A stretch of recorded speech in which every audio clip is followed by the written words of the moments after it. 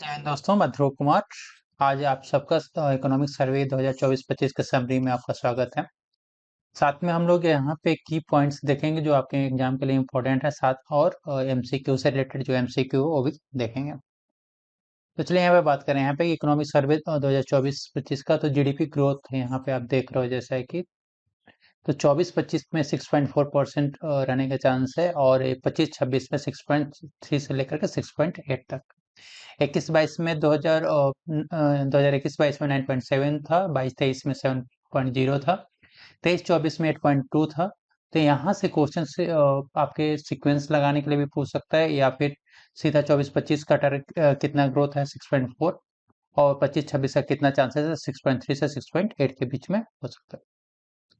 Physical deficit बात करें यहाँ पर, तो 23-24 के लिए जो फिजिकल डेफिसिट कितना 5.6 का अनुमान है। 20-21 में 9.2 था, 21-22 में 6.7 था, 22-23 में 6.4 था। फॉरेन एक्सचेंज रिजर्व की बात करें यहाँ पे, तो 24-25 में जो फॉरेन एक्सचेंज रिजर्व है वो 634.6 यूएस डॉलर रहने का काफी उम्मीद है। 21-22 में 607.3 था, 22-23 में 578.4 था, 23-24 में 646.4 यूएस डॉलर। ये सारे बिलियंस में है, ठीक है। इंडस्ट्रियल प्रोडक्शन बात करें तो 23-24 में इसका 5.9% है, 22-23 में 5.2, 21-22 में 11.4, और 20-21 में 8.4। फूड ग्रेन प्रोडक्शन का 23-24 के लिए अनुमान है 332.3 मिलियन टन, 22-23 में 329.7, 21-22 पे 315.6, और 20-21 में 310.7। कैपिटल एक्सपेंडिचर की बात करें तो 23-24 में 3.2 का है। कुछ और की पॉइंट्स देखते हैं यहाँ पे, जैसे ग्लोबल इकोनॉमिक कॉन्टेक्स्ट में बात करें तो जो ग्लोबल लेवल पर जो ग्रोथ है वो काफी स्लो रहा है, 3.3%, जिसमें आईएमएफ ने प्रोजेक्ट किया है कि नेक्स्ट 5 ईयर में ये 3.2 रहने का काफी चांस रहेगा, एवरेज ऑफ 3.2। जो ट्रेड प्रोटेक्शनिज्म और इसमें क्या कहते हैं ग्लोबल मैन्युफैक्चरिंग में चाइना का डोमिनेंस काफी बढ़ता जा रहा है, और ये 1.3% ऑफ ग्लोबल, मतलब 1/3 ऑफ ग्लोबल आउटपुट का है, जो इंडिया के लिए एक चैलेंज है। इंडिया की इकोनॉमी स्टेबल अभी है, ठीक है, और इसका जो रियल जीडीपी ग्रोथ रेट है वो 6.4, 25 जो फाइनेंशियल ईयर 25 का उसमें 6.4 का रहने का चांस है, और एक्सपेक्टेड है 6.3 से लेकर के 6.8। इन्फ्लेशन की बात करें यहाँ पे तो रिटेल हेडलाइन इन्फ्लेशन 4.9% अप्रैल दिसंबर तक का है, लेकिन फूड इन्फ्लेशन कितना बढ़ा है 8.4% बढ़ा है, और ये किसके कारण बता, due to supply chain disturb हुआ है और वेदर वगैरह रहा है। तो ये जो की पॉइंट्स आप देख रहे हो ना काफी इंपॉर्टेंट है, यहाँ से आपके एग्जाम में डेफिनेटली क्वेश्चंस बनने वाले हैं, खास करके जो आप परसेंटेज देख रहे हो, तो इसको आप अ, मतलब याद रखना। डोमेस्टिक की परफॉर्मेंसेस में यदि और बात करें तो रियल जीडीपी ग्रोथ जो एस्टिमेट किया गया 6.4 25 के लिए, और एक काफी क्लोज रहा है डिकेडर एवरेज के। ग्रोस वैल्यू एडेड जीवीए जो आपका 6.4% से ड्रिव करेगा क्यों, क्योंकि स्ट्रॉन्ग परफॉर्मेंस है किसमें, कंस्ट्रक्शन में, इलेक्ट्रिसिटी में और यूटिलिटीज में। प्राइवेट कंजप्शन की बात करें यहाँ पे, तो प्राइवेट फाइनल कंजप्शन आपका मतलब बढ़ेगा 7.3% से, और सपोर्ट किया by the rural demand. Employment यहाँ पे बात करें तो अनएम्प्लॉयमेंट आपका डिक्लाइन हुआ है 3.2% 23-24 में, और ये इम्प्रूव और क्या हुआ है इम्प्रूव लेबर फोर्स पार्टिसिपेशन और वर्क टू पॉपुलेशन रेशियो भी इम्प्रूव होने के कारण ये डिक्लाइन किया 3.2%, ठीक है। चलिए इससे रिलेटेड क्वेश्चन देखते हैं यहाँ पे। फर्स्ट स्टेटमेंट है यहाँ पे कि global growth slowed 3.2% in 2023 with the IMF projected an average of 3.3% over the next 5 year। ये फर्स्ट स्टेटमेंट है कि जो ग्लोबल ग्रोथ है वो 2023 में 3.2% था, आईएमएफ ने प्रोजेक्ट किया है कि 3.3 होगा नेक्स्ट 5 ईयर्स में। ये फर्स्ट स्टेटमेंट है। सेकेंड स्टेटमेंट है यहाँ पर बात करें तो इंडिया का जो इकोनॉमी है रिमेन्स स्टेडी है, मतलब स्थिर है, despite global headwind with real GDP growth pegged 6.3% in 25 25 में 6.3 रहा है और एक्सपेक्ट टू ग्रो करेगा 6.4 से लेकर के 6.8 इन फाइनेंशियल ईयर 26 में। तो यहाँ पे आपके स्टेटमेंट्स दिए हुए हैं, यहाँ पे बताना है कि करेक्ट कौन सा है। फर्स्ट करेक्ट है, सेकंड करेक्ट है, दोनों करेक्ट है, इनमें से कोई करेक्ट नहीं है। बताइए आंसर क्या होगा। आंसर है कि यहाँ पे कोई भी करेक्ट नहीं है, दोनों स्टेटमेंट्स रॉन्ग है। फर्स्ट भी रॉन्ग है, सेकंड भी रॉन्ग है। रॉन्ग क्यों है यहाँ पे? क्योंकि जो ग्लोबल ग्रोथ स्लो हुआ है यहाँ पे 3.2% स्टेटमेंट में मेंशन है। 3.3 यहाँ पे कितना 3.3% से स्लो कर रहा है। और आईएमएफ ने कितना प्रोजेक्ट किया है एवरी 5 इयर्स के लिए? तो आईएमएफ का प्रोजेक्शन यहाँ पे 3.3 नहीं है, 3.2%। इसलिए फर्स्ट स्टेटमेंट रॉन्ग है। सेकंड स्टेटमेंट रॉन्ग क्यों है यहाँ पे?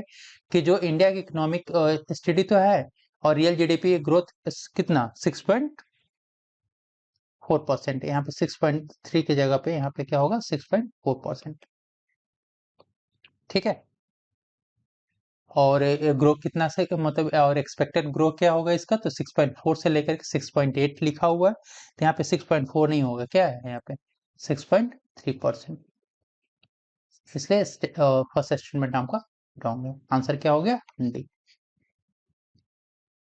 सेकेंड आप बात करो यहाँ पे कि इन इकोनॉमिक सर्वे में दिया हुआ the retail headline inflation soften to 5.9% April to December 24। अप्रैल से दिसंबर के बीच में जो आपका हेडलाइन रिटेल हेडलाइन इन्फ्लेशन है वो 5.9% रहा है। फूड इन्फ्लेशन इन्फ्लेशन जो है जो महंगाई खाद्य का महंगाई है वो 4% तक बढ़ा है due to supply chain disruption और वेदर वेगरीज के कारण।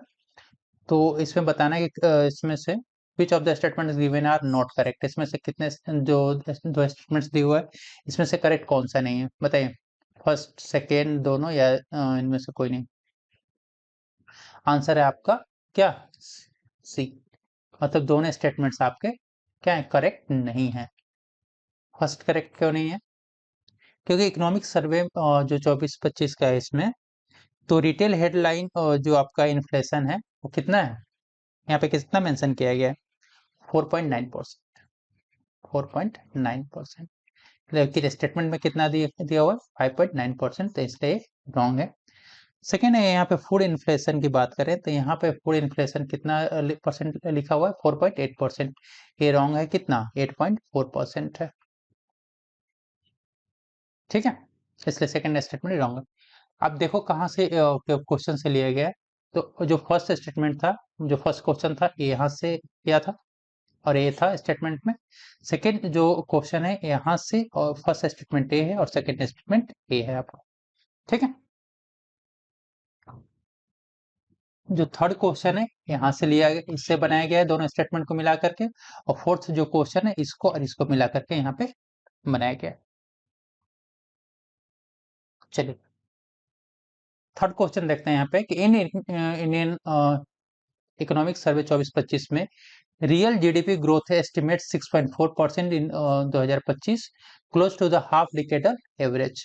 तो जो रियल जीडीपी ग्रोथ एस्टिमेट किया गया 6.4% जो हाफ डिकेडल ग्रोथ के एवरेज के क्या होगा काफी क्लोज है। ये फर्स्ट स्टेटमेंट है। सेकंड स्टेटमेंट है यहाँ पे कि ग्रोस वैल्यू एडेड जीवीए जो ग्रो कर रहा है 6.4% से और driven by a strong performance 6.4% से क्यों ग्रो कर रहा है? क्योंकि स्ट्रॉन्ग परफॉर्मेंस है किसका, कंस्ट्रक्शन का, एग्रीकल्चर का और यूटिलिटीज का। तो यहाँ बताना है कि दो स्टेटमेंट्स दिया है इसमें से करेक्ट कौन सा है बताइए।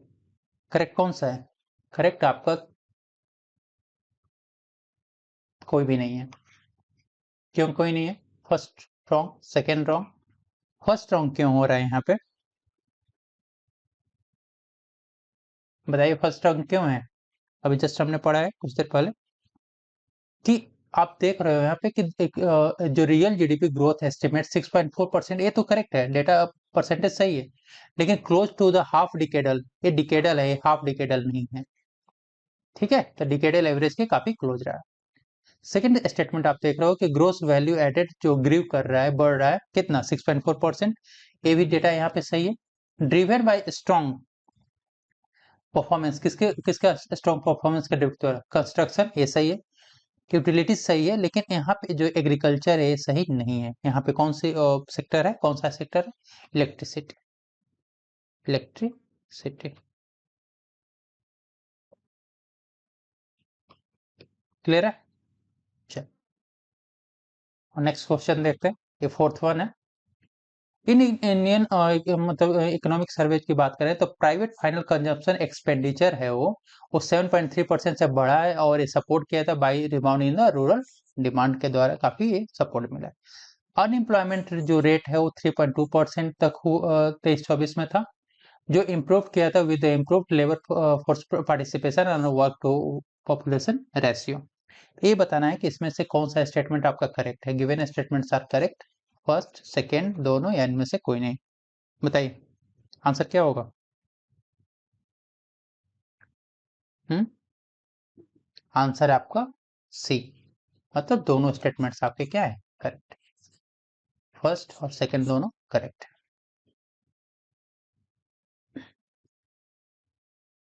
नेक्स्ट देखते हैं कि सेक्टोरल ग्रोथ और सेक्टोरल वाइज ग्रोथ के इकोनॉमिक सर्वे में क्या मेंशन किया गया है। तो एग्रीकल्चर के बारे में बात करें यहाँ पे, तो एक्सपेक्टेड जो ग्रो है सॉरी जो एक्सपेक्टेड ग्रो है 3.8%। और रीजन क्या है, क्योंकि खरीफ जो फूड ग्रेन्स है उसका काफी प्रोडक्शन हुआ है, और इसका प्रोडक्शन कितना हुआ, तो 1647.05 लाख मेट्रिक टन का प्रोडक्शन है। सर्विसेज की बात करें यहाँ पे तो 7.2% का ग्रोथ है हुआ है, किसके कारण, फाइनेंशियल, रियल एस्टेट और प्रोफेशनल सर्विसेज के कारण। और जो एक्सपोर्ट सर्विसेज है वो बढ़ा है कितना, 12.8% अप्रैल से नवंबर के बीच में। इंडस्ट्री जो ग्रो किया 6.2% का ग्रोथ है, और स्ट्रॉन्ग परफॉर्मेंस किसके द्वारा, कंस्ट्रक्शन और यूटिलिटीज के द्वारा। फिजिकल हेल्थ और कैपेक्स की बात करें यहाँ पे, तो जो कैपिटल एक्सपेंडिचर है 8.2% से ग्रो किया जुलाई टू नवंबर के बीच में, जिसका फोकस रहा है infrastructure development. Gross tax revenue बढ़ा है 10% से अप्रैल से नवंबर के बीच में, लेकिन net tax revenue grow was modest. ये मॉडेस्ट रहा due to a higher devolution of states. State revenue expenditure बढ़ा है 12% से with subsidies and committed liabilities driven spendings. चलिए इससे रिलेटेड क्वेश्चंस देखते हैं। ये तीन स्टेटमेंट्स आप देख रहे हो, एग्रीकल्चर, सर्विस और इंडस्ट्री, इन तीन से मिलाकर के क्वेश्चन बनाया गया। और फिजिकल हेल्थ का जो capital expenditure, gross tax revenue और स्टेट रेवेन्यू एक्सपेंडिचर, इन तीनों स्टेटमेंट से मिलाकर के एक क्वेश्चन बनाया गया। चलिए देखते हैं। Consider the following statement.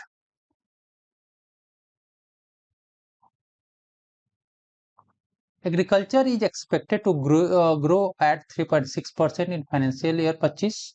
Agriculture बढ़ा है 3.6% से, सपोर्ट बाय खरीफ फूड ग्रेन प्रोडक्शन कितना, 1647.05 लाख मेट्रिक टन। ठीक है, ये फर्स्ट स्टेटमेंट है। सेकेंड स्टेटमेंट है कि services show robust growth. Services show robust growth of 7.4%, driven by financial, real estates और professional services का काफी इसमें रोल रहा है। And service exports surged by 12.6% जो अप्रैल से नवंबर के बीच। Industry is estimated to grow by 6.5% with strong performance in construction and utilities. तो यहाँ पे तीन स्टेटमेंट्स दिया हुआ है, जो कि बताना है कि इकोनॉमिक सर्वे में कौन सा करेक्ट स्टेटमेंट्स लिखा हुआ है। तो फर्स्ट स्टेटमेंट आपका क्या है, बताइए आंसर क्या होगा। आंसर आपका कि कोई भी करेक्ट नहीं है, नन आर करेक्ट। ठीक है, फर्स्ट स्टेटमेंट रॉन्ग क्यों है, फर्स्ट स्टेटमेंट रॉन्ग क्यों है, क्योंकि एग्रीकल्चर का जो ग्रो है वो कितना यहाँ पे मेंशन किया हुआ है, 3.6%। जो यहाँ पे कितना है, 3.8%, एक्चुअल कितना है, 3.8%। इसलिए फर्स्ट स्टेटमेंट रॉन्ग है। सेकेंड स्टेटमेंट रॉन्ग क्यों है, कि जो सर्विस रोबस्ट आप ग्रोथ देख रहे हो यहाँ पे कितना, 7.4% मेंशन किया गया, लेकिन कितना है ये, 7.2%, इसलिए सेकेंड स्टेटमेंट रॉन्ग है। और जो आप सर्विस एक्सपोर्ट देख रहे हो 12.6%, ये 12.6 नहीं है, होकर के कितना है, 12.8%, 12.8%। इंडस्ट्री का ग्रोथ का कितना है, तो यहाँ पे 6.5 की जगह पे कितना होगा, 6.2%। ठीक है, इसलिए आपका थर्ड स्टेटमेंट भी रॉन्ग। नेक्स्ट देखते हैं। Consider the following statement, capital expenditure grew by 8.2% बढ़ा है और जुलाई टू नवंबर, और विद फोकस किस पे, इंफ्रास्ट्रक्चर डेवलपमेंट पे। सेकंड है यहाँ पे कि ग्रोस टैक्स रेवेन्यू बढ़ा है 10.7% अप्रैल टू नवंबर, लेकिन नेट टैक्स जो रेवेन्यू है वो मॉडेस्ट है। क्यों? क्योंकि higher devolution of to states. Third statement है कि जो स्टेट का रेवेन्यू एक्सपेंडिचर है बढ़ा है 12% विथ सब्सिडीज और कमिटेड लाइबिलिटीज ड्रिवन स्पेंडिंग। तो यहाँ पर जो इकोनॉमिक सर्वे में कितने के अनुसार कितने स्टेटमेंट्स आपके करेक्ट हैं बताइए? तो ऑल 3 स्टेटमेंट्स आर करेक्ट, तीनों के तीन स्टेटमेंट्स करेक्ट। नेक्स्ट देखते हैं यहाँ पे एक्सटर्नल सेक्टर। तो जो मर्केंडाइज एक्सपोर्ट है वो 1.6% का ग्रो हुआ है अप्रैल टू दिसंबर, लेकिन जो इंपोर्ट हुआ है बढ़ा है कितना, 5.2%। तो मर्केंडाइज जो एक्सपोर्ट की बात करें तो 1.6% का बढ़ा है, लेकिन इंपोर्ट जो बढ़ा है कितना, 5.2%। सर्विस का एक्सपोर्ट, सर्विस और जो रेमिटेंसेस हैं उनका जो करंट अकाउंट डेफिसिट में कितना रहा है सपोर्ट, तो 1.2% ऑफ जीडीपी से सेकेंड क्वार्टर तक का रिपोर्ट है। फॉरेक्स जो रिजर्व है वो कितना, तो 634.6 बिलियन डॉलर जनवरी 2025 तक का है, और कवरिंग कितना 10.9% ऑफ मंथ ऑफ इम्पोर्ट्स और 90% ऑफ एक्सटर्नल डेट। बाहरी ऋण का 90% और 10.9 मंथ का इम्पोर्ट को क्या कवर करता है। बैंकिंग एंड फाइनेंशियल स्टेबिलिटी की बात करें यहाँ पे, तो जो ग्रोस एनपीए जो है वो डिक्लाइन हुआ है कितना, as a 12 year low 2.6% of gross loan का। कैपिटल टू रिस्क वेटेड जो एसेट रेशियो है CRA फॉर बैंक, ये कितना 16.7% है सितंबर 2024 तक का। नेक्स्ट देखते हैं कि इंफ्रास्ट्रक्चर और रिन्यूएबल एनर्जी के बारे में। तो जो रेलवे नेटवर्क है उसको एक्सपेंड हुआ है कितना, 2031 किलोमीटर अप्रैल टू नवंबर, इसमें 17 नए वंदे भारत ट्रेन चलाए गए। रिन्यूएबल एनर्जी की जो कैपेसिटी है बढ़ी है 15.8%, और इसका में काफी बड़ा रोल रहा है सोलर और विंड पावर का। पोर्ट एफिशिएंसी काफी इंप्रूव हुआ है, जो एवरेज कंटेनर टर्न अराउंड कितना 13.4% रिड्यूस हुआ है फाइनेंशियल 25 में। सोशल सेक्टर और हेल्थ की बात करें तो गवर्नमेंट हेल्थ का जो एक्सपेंडिचर बढ़ा है 29% 2015 से लेकर के 48% 2022। और इससे क्या हुआ है कि जो आउट पॉकेट एक्सपेंसेस हैं वो घटे हैं 62.2% से 39.4% तक। सोशल सर्विस एक्सपेंडिचर बढ़ा है 15% एनुअली 2021 से ले 25 तक, और इसमें जो इनिशिएटिव्स है उसमें समग्र शिक्षा अभियान और पीएम पोषण का काफी रोल हो रहा है। एमएसएमई एंड डीरेगुलेशन की बात करें तो यहाँ पे 50,000 करोड़ का self reliant India fund launch हुआ है एमएसएमई के लिए। इकोनॉमिक सर्वे एंड एडवोकेट किया systematic and deregulation under the ease of doing 2.0 to boost economic growth और कॉम्पिटिटिव के लिए।